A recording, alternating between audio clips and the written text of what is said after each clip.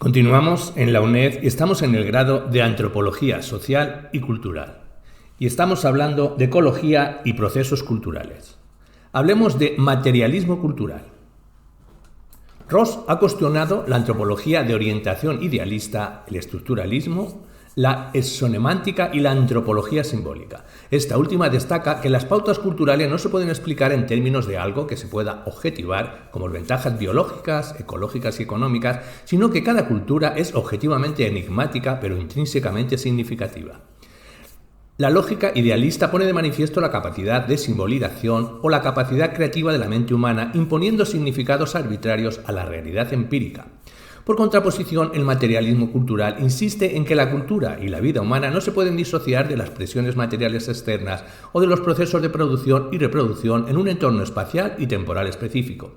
El materialismo cultural defiende una estrategia de investigación que busca hacer de la antropología una ciencia nomotética, centrada en la elaboración de hipótesis, teorías y leyes generales que expliquen las semejanzas y diferentes culturales en vez de una ciencia ideográfica, basada en el estudio de acontecimientos singulares e irrepetibles en el tiempo y en el espacio. Por ejemplo, Harris, en 1968, ha tratado de desarrollar una teoría general del cambio sociocultural o las leyes de la historia en la ciencia del hombre. Afirma que los fenómenos socioculturales se rigen por el determinismo tecnoecológico y tecnoeconómico. Este principio concede prioridad al estudio de las condiciones materiales de la vida sociocultural, ya que son las variables tecnoecológicas y tecnoeconómicas las que dan cuenta del origen o desarrollo de los rasgos e instituciones culturales en las poblaciones humanas. Estas variables son la causa primordial de la vida sociocultural, dado que esta es una consecuencia de las condiciones materiales, terrenales y prácticas de la gente. La estructura social y la ideología son respuestas adaptativas a las variables dependientes de la infraestructura tecnoecológica y tecnoeconómica. La estrategia del materialismo cultural se ajusta al siguiente principio establecido por Marx en el prólogo a la contribución o la crítica de la economía política. El modo de producción de la vida material determina el carácter general de los procesos de la vida sociales, políticos y espirituales. No es la conciencia de los hombres la que determina su existencia, sino, al contrario, su existencia social la que determina su conciencia. Es la base económica, el fundamento real, la que explica la organización social y la ideología.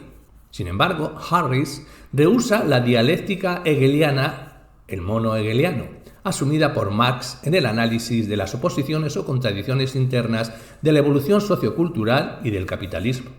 También rechaza una ideología centrada en la revolución del proletariado y dominada por objetos políticos, defendiendo en cambio una epistemología empírica y científica. Ahora bien, el materialismo cultural no trata a los sistemas culturales como sincrónicos ni otorga prioridad a los procesos de realimentación negativa, sino que se ocupa tanto del mantenimiento del sistema mediante homeostasis negativa como la de los procesos disfuncionales que transforman y destruyen el sistema, realimentación positiva. En consecuencia, estudia no solo las relaciones funcionales, sino también las causales a partir de la infraestructura, dado que los análisis funcionales no tienen en cuenta la conexión causa-efecto mediante realimentación positiva o los factores predictores del cambio y de la evolución cultural. La comprensión de la evolución cultural exige el estudio tanto de los fenómenos que mantienen el sistema como de aquellos que lo cambian, y en ambos casos nos ocupamos de las versiones probabilísticas de la causalidad. Cuando no se puede extraer de una proposición funcional una predicción de los cambios de estado y de las variables dependiente e independiente, no se puede hablar con propiedad de una proposición funcional, sino más bien de una equivocación funcional. Harris, 1976, ha trazado una contraposición entre flujo conductual y proceso mental de una parte y enfoques EMIC y ETIC de otra, una distinción importante cuando se recogen datos en una investigación de campo. El flujo conductual comprende los movimientos corporales y sus efectos en el entorno. En cambio, los procesos mentales tienen lugar en las cabezas de la gente.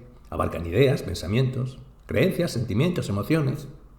Los términos EMIC y ETIC se derivan de la distinción establecida por Pick entre phonetic, fonémica y phonetic, fonética. Los phonetic hacen referencia a los órganos corporales, cuerdas vocales, glotis, lengua, involucrados en la emisión de expresiones verbales y sus efectos ambientales en forma de ondas acústicas. La phonemic Se ocupa de los contrastes sonidos que el hablante de una lengua utiliza para identificar expresiones con significado. Si al sustituir un sonido por otro cambia el significado de una palabra, se dice que los sonidos están en contraste y representan fonemas diferentes. La conclusión es que los enunciados EMIC se basan en distinciones y contrastes en los fenómenos que los nativos consideran significativos o apropiados. Por contraposición, los enunciados ETIC dependen de distinciones que los observadores científicos juzgan apropiadas. Ahora bien, las operaciones más pertinentes para acceder a los procesos mentales son EMIC, dado que se basan en las categorías y en los juicios de informe nativo cuando el investigador le hace preguntas. No obstante, también se puede utilizar la perspectiva ETIC siempre que se haga con moderación o precaución, evitando las inferencias arriesgadas. Asimismo, las operaciones más pertinentes para dar cuenta del flujo conductual son ETIC, pues se fundan en las acciones de los nativos, observadas y registradas por el antropólogo. También se puede adoptar una perspectiva EMIC si las descripciones de conducta realizadas por los nativos son tan precisas y rigurosas como las de un buen observador. Empero, considero que en el trabajo de campo se ha de establecer una triple distinción: la conducta exhibida, es decir, lo que hace la gente y es objeto de observación; lo que dice y es rescatado mediante preguntas y respuestas verbales de los informes; y lo que piensa o siente realmente un individuo en su foro interno, que puede encajar o no con lo que hace o dice ante los demás. Es más, se debe distinguir la acción o conducta observada y la información verbal obtenida en un contexto muy formal y público, o al contrario, más bien privado, íntimo, de mayor confianza, en el que se dicen cosas o se realizan acciones que uno no hace o dice en el contexto más formal o público. Por otra parte, no se puede desligar la conducta observada de la información verbal, ya que se requiere este tipo de información para extender o explicar la conducta. Según Harris, 1982, los sistemas socioculturales se dividen en tres categorías: infraestructura, estructura y superestructura. La infraestructura, esta está formada por el modo de producción conductual, la ETIC, la tecnología de subsistencia, relaciones tecnoambientales, ecosistemas, y el modo de reproducción, ETIC, demografía, pautas de apareamiento, fecundidad, mortalidad.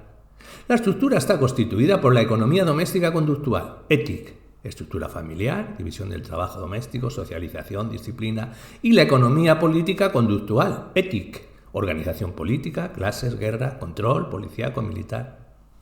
La superestructura incluye la superestructura conductual ETIC, como sería la música, el arte, la danza, literatura, rituales, y la superestructura mental EMIC, son los fines, las reglas, los planes, los valores, las filosofías. El materialismo cultural defiende el principio de determinismo infraestructural, consistente en que los modos de producción y reproducción conductuales, ETIC, determinan probabilísticamente las economías domésticas y políticas conductuales, ETIC, que a su vez determinan las superestructuras conductual y mental, EMIC.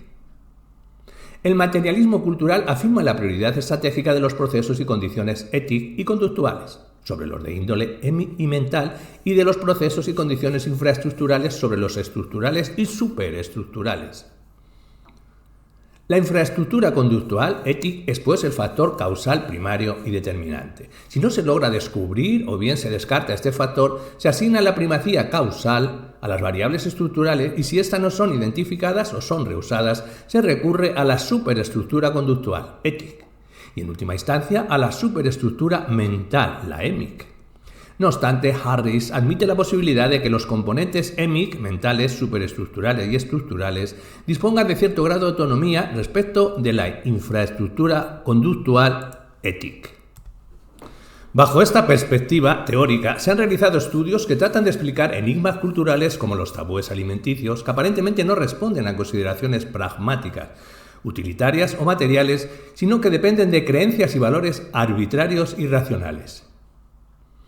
Las hipótesis manejadas se oponen a la prioridad otorgada por los enfoques simbólicos o estructuralistas, a los códigos de significación o a la semántica interna de algunas preferencias y prohibiciones en el consumo de los alimentos. Por ejemplo, Harris, en 1966, ha analizado las condiciones tecnológicas y las relaciones de producción que determinan con cierta probabilidad el tabú sobre el sacrificio de la vaca en la India. La vaca sagrada no es un recurso ineficiente, antieconómico y irracional que se ha mantenido como consecuencia de las creencias y prácticas religiosas hindúes, el principio del ahimsa, o unidad de vida, sino que proporciona una ventaja adaptativa o cumple una función positiva en el ecosistema del que forma parte. Se establece entonces una relación simbólica, no competitiva, entre el hombre y el animal, lo que ha contribuido a la supervivencia y bienestar humanos. Y es que la vaca juega un papel fundamental en la economía doméstica del campesino hindú. Proporciona leche, abono para la agricultura, combustible para la cocina, bueyes como animales de tracción en el campo, piel y carne para castas inferiores o grupos de musulmanes y cristianos. Por otra parte, los costes de mantenimiento son bajos, puesto que se alimenta de subproducto de cereales y pastos marginales.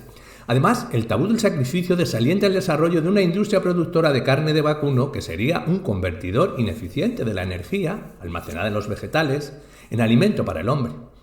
De este modo se maximiza el output de calorías en el proceso productivo. Y aunque existe una legislación en contra del sacrificio de la vaca, muchos animales mueren por inanición o negligencia. Estas ventajas funcionales son analizadas por Harris de un modo circular, como consecuencias a la vez de como causas del tabú, sin explicar el mecanismo que traduce las unas a las otras. Ahora bien, las anteriores ventajas funcionales pueden ayudar a entender la preservación de este tabú y su contribución al mantenimiento del sistema, pero no su origen o por qué ha surgido.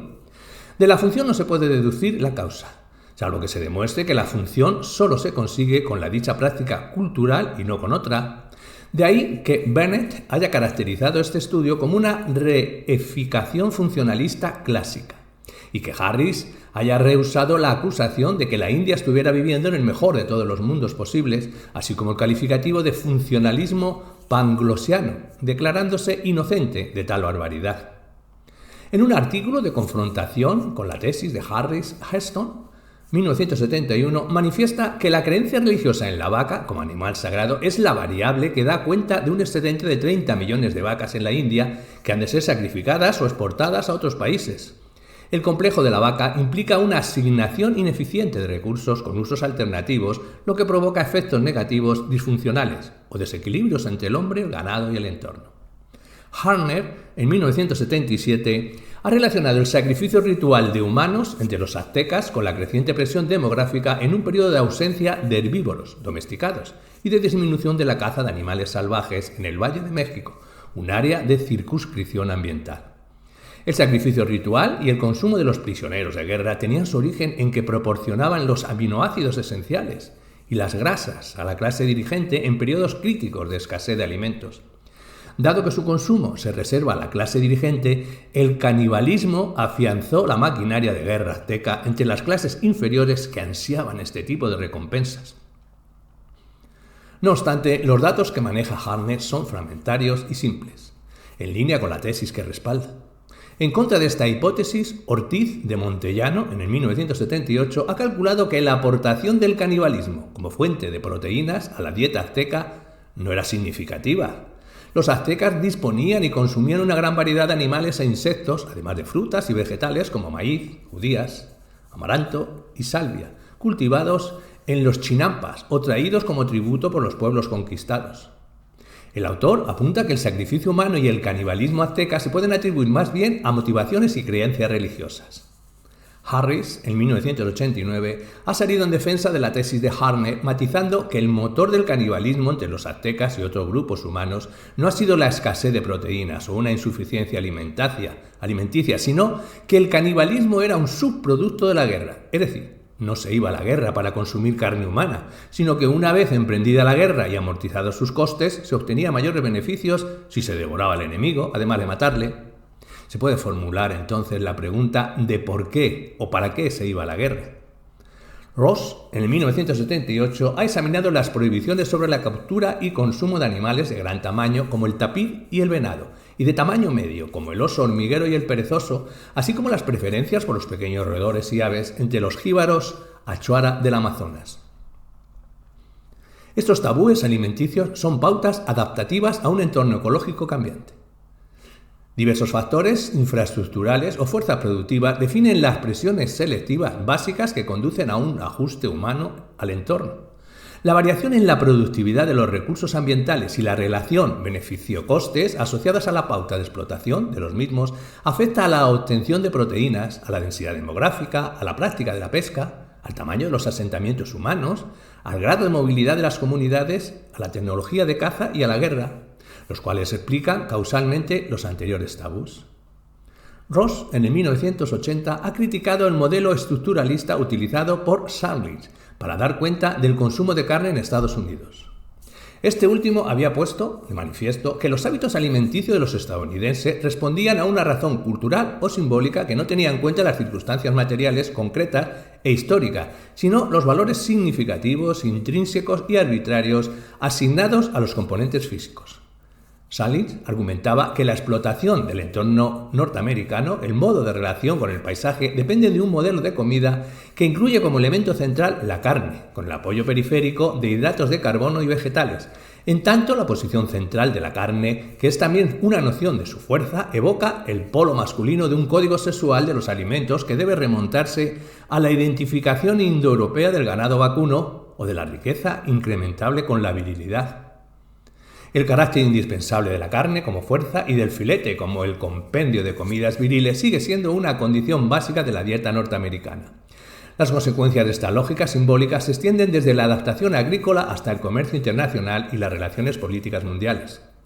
Las relaciones de producción de la sociedad estadounidense con el entorno nacional y mundial están guiadas por una valoración de lo comestible y no comestible que es cualitativa y no se encuentra justificación alguna en ventajas biológicas, ecológicas y económicas.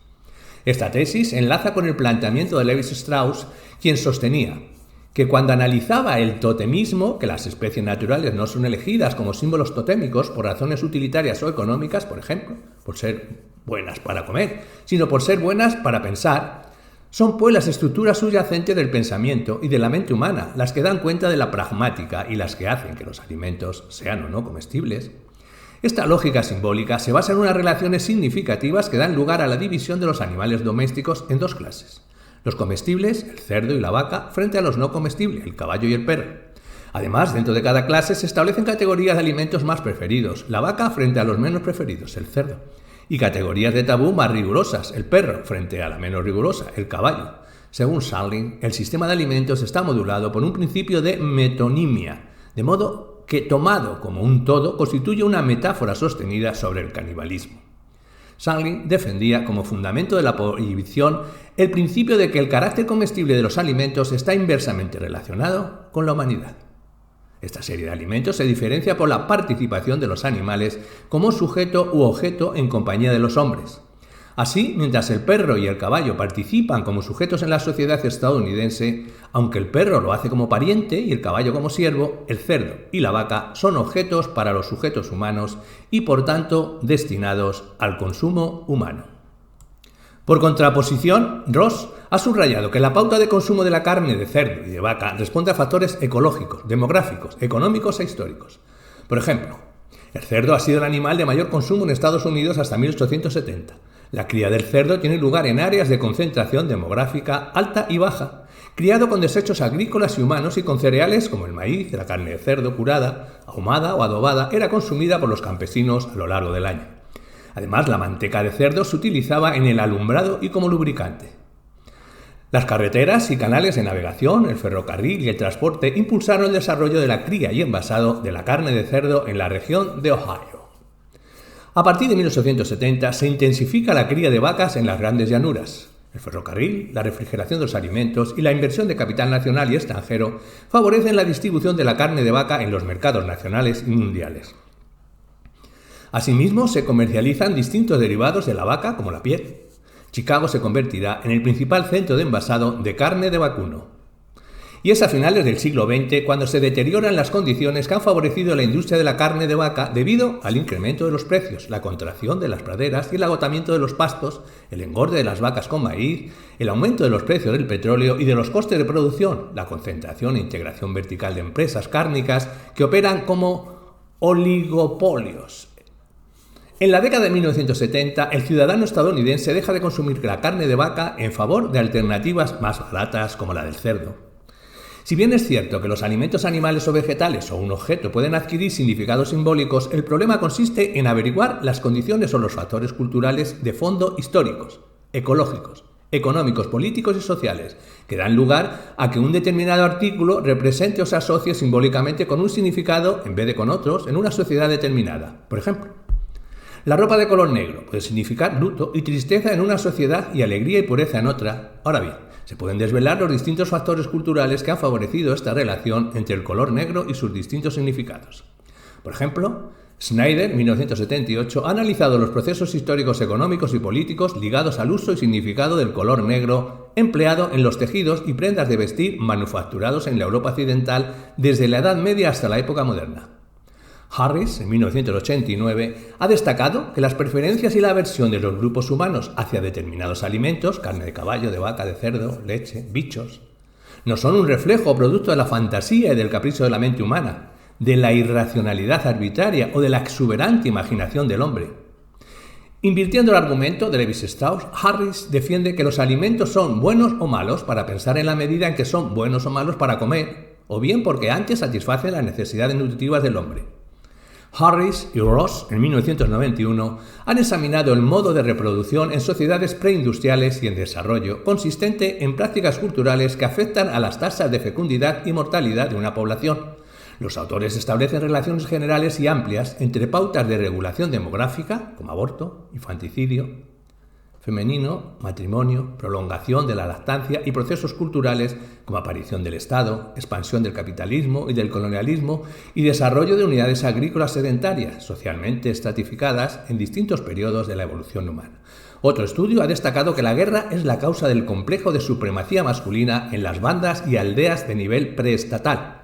Ahora bien, la guerra, en interacción con el infanticidio femenino selectivo, es un dispositivo de control demográfico en estas sociedades.